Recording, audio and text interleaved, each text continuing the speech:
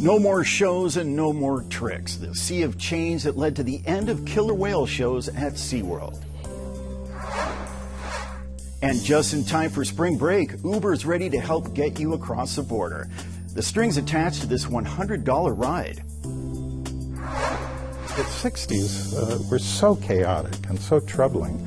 And it's like your grandfather saying, you know, it's okay, we can fix this. Architect, engineer, and dreamer, the San Diego play exploring one remarkable thinker and his insight into the history and mystery of the universe. KPBS Evening Edition starts right now.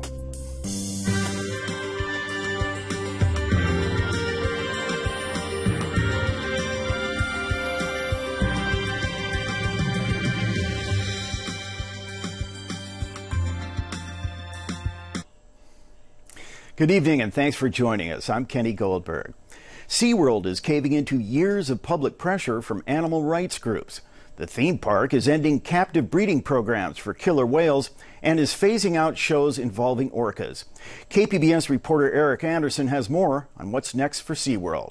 San Diego and the Humane Society of the United States reached an agreement that essentially ends captive breeding of orcas, and it phases out those crowd-pleasing shows that feature the black and white whales. The surprise announcement came this morning from the head of SeaWorld and the Society. In a prepared video statement, SeaWorld CEO Joel Manby said the world is changing, and it's time that SeaWorld changed too. I think it's a good thing that the younger people coming up in our society are more concerned about animals. They're more concerned about conservation efforts.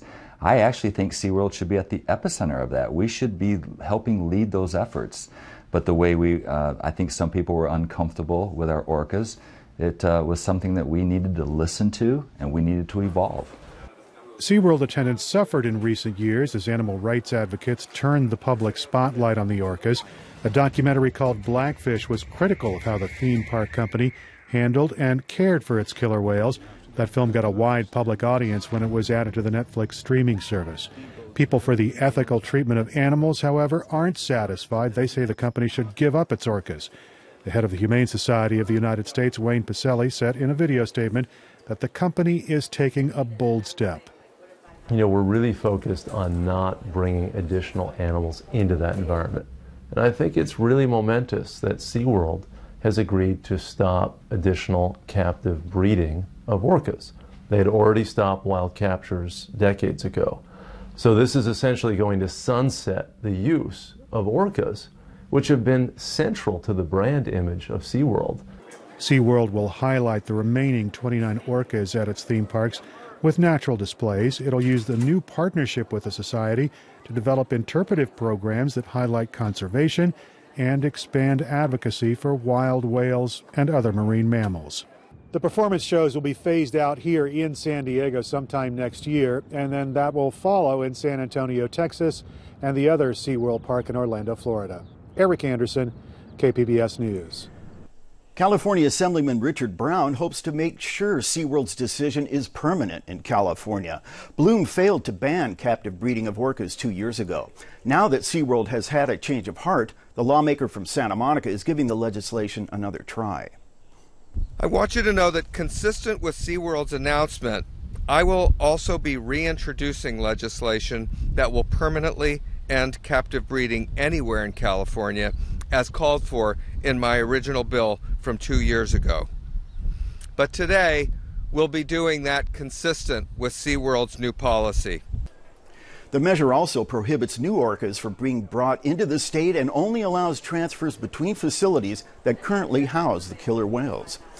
SeaWorld's captive breeding program was already under fire. The California Coastal Commission recently approved an expansion of orca facilities at SeaWorld if the park stopped its captive breeding program. SeaWorld challenged that ruling in court. San Diego's Climate Action Plan commits the city to slashing its greenhouse gas emissions in half in the next 20 years. A working group will begin meeting tomorrow with the task of making that climate goal a reality. The group is made up of business and environmental leaders. Climate Action Campaigns Director Nicole Capretz is one of them, and she says the meeting is a crucial first step. It's great to have a plan, and it's great that there's kind of a high-level roadmap, but this will actually dive into the details and tell us specifically how they're going to implement the climate plan, where they're going to invest their resources first, you know, what budget allocations they're going to make, what staff resources they're going to allocate. So this is all right now just a mystery to us. The group will advise the City Council on how to follow the plan. A big question that remains is how the city will pay for its carbon-cutting goals. Former San Diego Mayor Bob Filner was in a San Diego courtroom today, and he was forced to walk in the front door like everyone else. Yesterday, a judge rejected a request from Filner's lawyer to allow his client to come in through a private entrance. Filner is being sued by Stacy McKenzie, a longtime city parks employee. McKenzie claims the former mayor sexually assaulted her in 2013. The city and Filner have paid more than $1 million to settle 5 other sexual harassment cases. This is the first civil case against Filner to go to trial. San Diegans are lodging fewer complaints after San Diego police started using body cameras.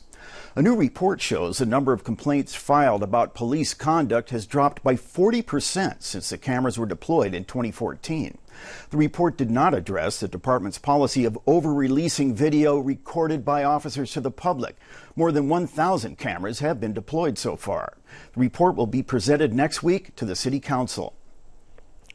Travelers heading from San Diego to Tijuana now have a new way to get there.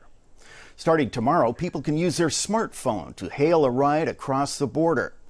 The ride-sharing company Uber is launching its first cross-border service in San Diego. Uber app users will be able to take the one-way trips from San Diego to Tijuana, but won't be able to hail rides back into the U.S.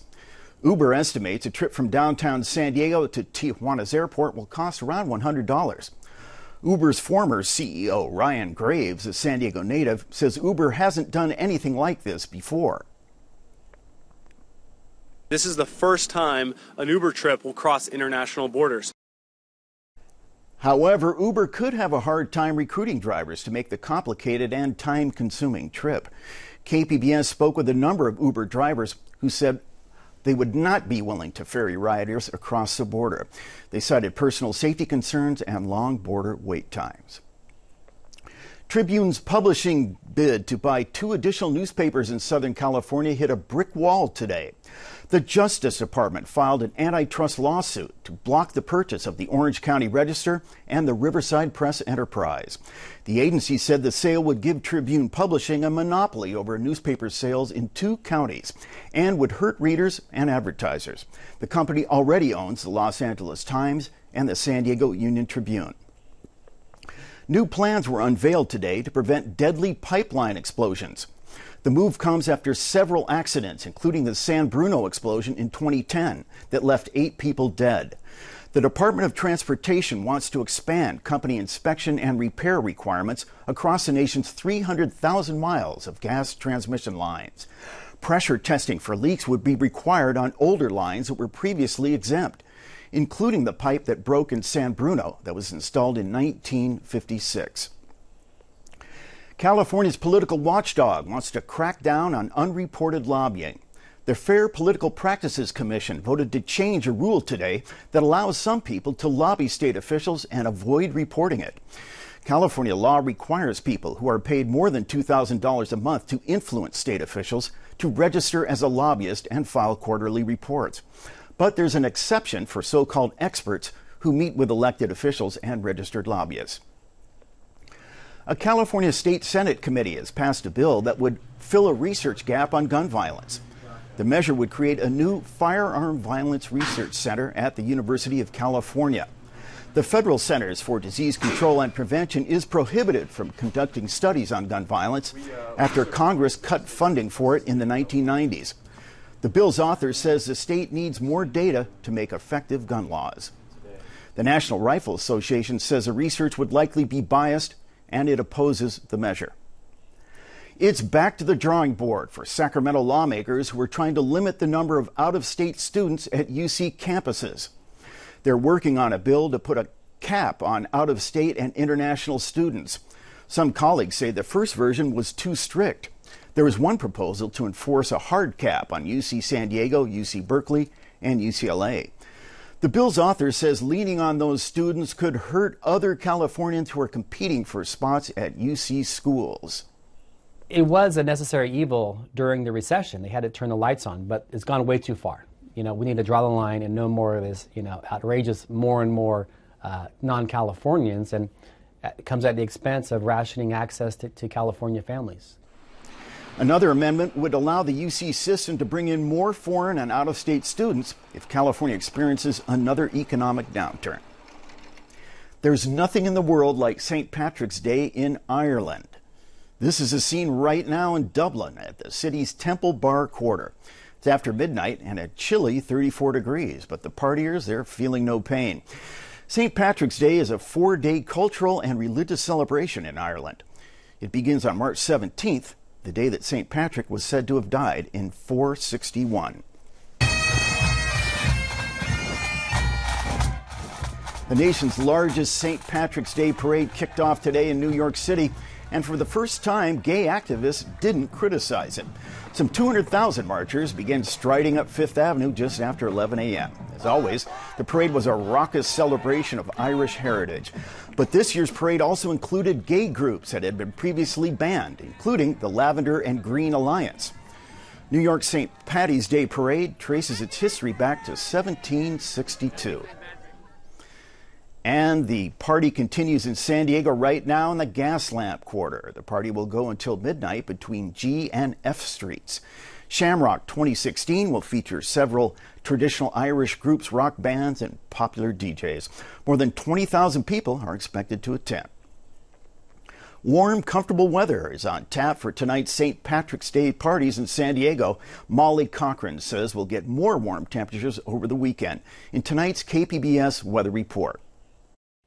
Clear skies continue across much of California. If you have any St. Patrick's Day plans for tonight, looks to be rather clear and quiet across much of the region. Temperature-wise, we're also above average a few degrees. Here's a look at our radar and satellite, and we can just see how clear it is across much of the southwest. Golden State not tapping into any rain as of now. We do have this ridge-type pattern building in the upper levels of the atmosphere, and what that causes is any storms to really get deflected off of our area. So we are expecting that sunshine to continue for Friday and right through the upcoming weekend. Here's a look over the past 6 hours across our viewing area. San Diego County looking good and dry across the coastline, even across the mountainous regions as well. We don't have any coast advisories in effect or wind advisories, so things are just dry and relatively nice. Temperature-wise for tonight, we'll be in the mid-50s for San Diego, right around 37 in Mount Laguna, and temperatures also in the lower 50s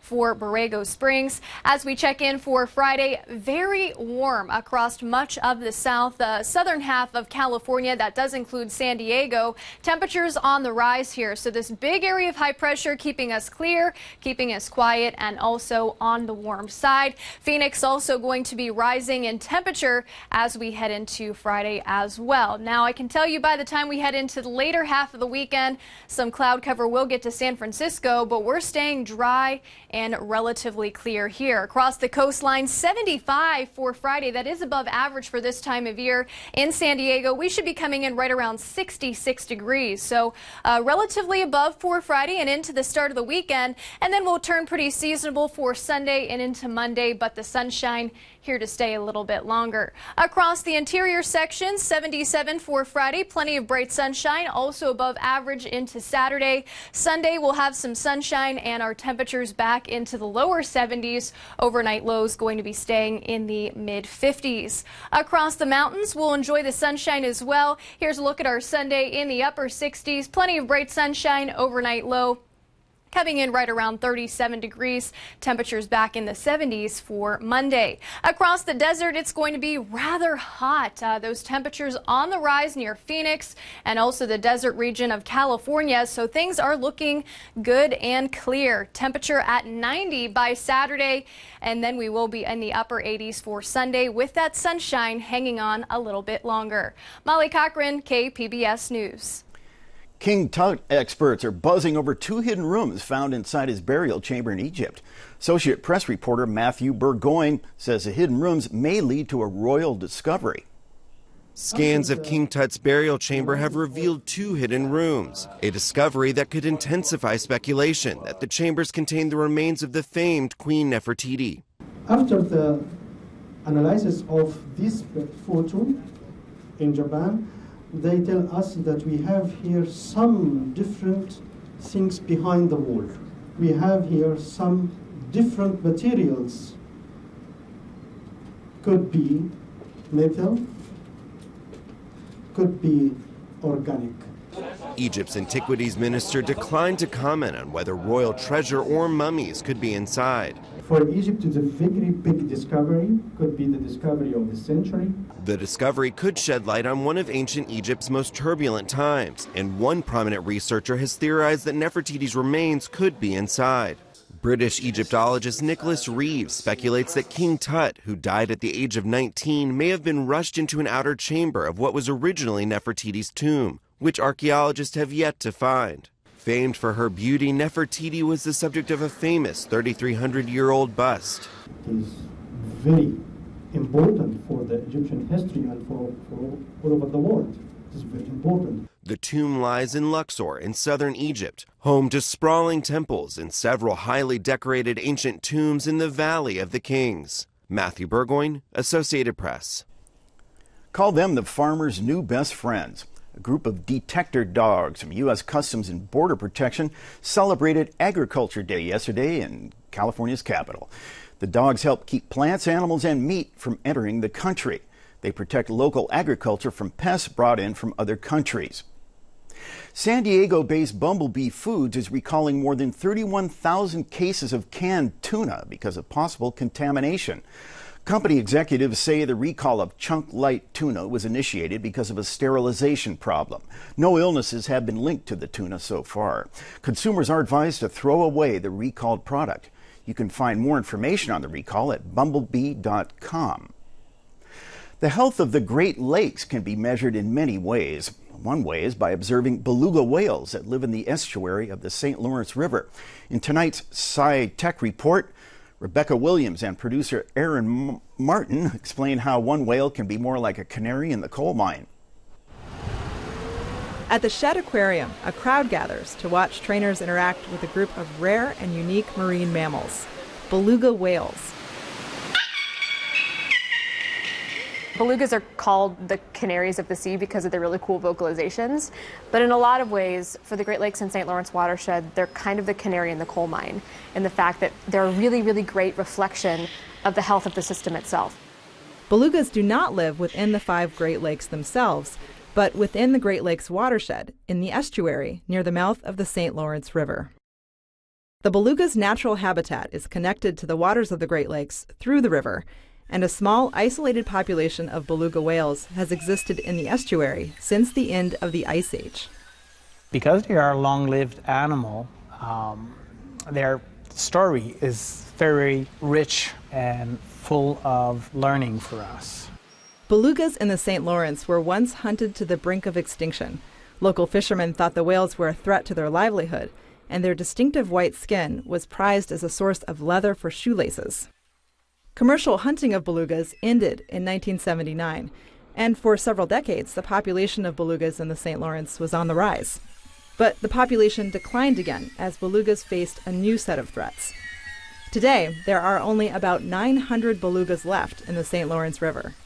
In order to be able to protect beluga, we need first to understand beluga whales, and this is not a trivial task. While we're trying to understand beluga whale, we are understanding the ecosystem as a whole.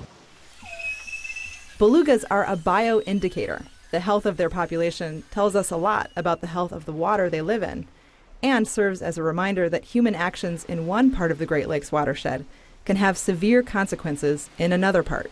Whatever have been dumped in the Great Lakes over the past decades eventually will get in the St. Lawrence estuary, in the food chain there, and in the beluga whales. A lot of times we have this out of sight, out of mind attitude where household cleaning products or pesticides or other things that we're using as individual consumers, we think about their application but not the end of their life. And everything collects downstream. And the belugas that live in the St. Lawrence are literally downstream from us in the Great Lakes. The entire system is connected. There's a lot of gunk that they're ingesting, and all that's put into the water supply from all over the Great Lakes Basin. It is believed that a buildup of toxic chemicals in the beluga system is causing increased incidences of cancer and calf mortality. Belugas in the wild can be elusive, and examining the whales to find out what is causing them to disappear is very difficult. That's where the training at the Shed Aquarium comes in. The belugas at the aquarium are trained to assist humans in gathering vital information about them. They're trained to put their tail in the trainer's lap so we can take voluntary blood samples. They're trained to allow us to pass a tube into their stomach to take gastric samples. So we can take the information that we learn here and make that available to people like other field biologists. Biologists who will use the information gathered at the shed to help restore the beluga population in the St. Lawrence River. The belugas at the Shed Aquarium serve as a reminder that all life in the Great Lakes is connected, and human actions can have grave consequences. The worst would be that they disappear without us understanding what went on. My hope for the future is that we understand and we take lessons from beluga whales. I don't know if we will be able to save beluga whales. I hope we will. You can see more stories like this on SciTech Now, Sundays at 5:30 p.m. here on KPBS. One lucky dog is back home with her San Diego owner today after being lost at sea for more than a month. Luna's owner lost track of her when he worked on a boat a couple of miles off of San Clemente Island. There was no sign of the blue-eyed pup until Tuesday. That's when staff workers on the island spotted the dog. Luna had lost her dog tag, but the Navy gave her a new one. Along with their name, it bears a key lesson in a course taught to Navy and Marine personnel. The tag reads, "Keep the faith." San Diego Repertory Theatre is bringing back its one-man play about the architect, systems engineer, and inventor many called Bucky. KPBS culture reporter Angela Carone says in today's fractious political climate, his ideas about solving the world's problems are a welcome escape. What you should do is center this. Playwright D.W. Jacobs first saw R. Buckminster Fuller lecture in the late 60s. My brother called me up one day and said, "Oh, you got to come and listen to this guy talk." And I said, "Well, what does he talk about?" And my brother said, "Well, he talks about everything." That's no exaggeration. Bucky, as he was called, talked about physics, the environment, housing, commerce, transportation. I went in the afternoon, he was talking. I went to a class, came back, he was still talking. Went to dinner, came back, he was still talking. Went to rehearsal, came back, he was still talking. He went on lecturing like this for weeks. Bucky was probably best known as the architect who popularized the geodesic dome. He was a futurist. In 1933, he invented a car shaped like a blimp. Once the engine was finessed, he believed the design would make it easy to fly. He imagined underwater settlements and homes delivered by zeppelins to remote places. But what inspired Jacobs was Bucky's ideas for solving the world's problems. Bucky wanted to meet every human being's needs using as few resources as possible. So I then said, I think my first grand strategy of finding out how to use the world's resources so they will take care of everybody would come back then to how to take care of his living equipment. It was a real tonic. I mean, the 60s were so chaotic and so troubling.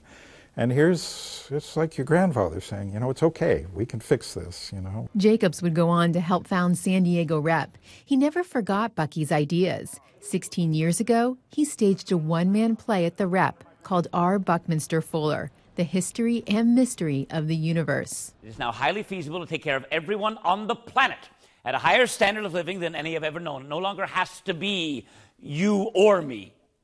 Selfishness is unnecessary. The play was a hit, and it's now back for the Rep's 40th anniversary. I didn't expect the broad appeal it would have. I knew there'd be a niche market for it, but it's not a play for intellectuals. It's a play for anybody who's worried about their life and the world around them. Closer and closer and tighter and tighter and getting... Ron Campbell, who played Bucky back in 2000, is reprising the role. He's played Bucky close to 600 times. Kind of like playing King Lear a little bit.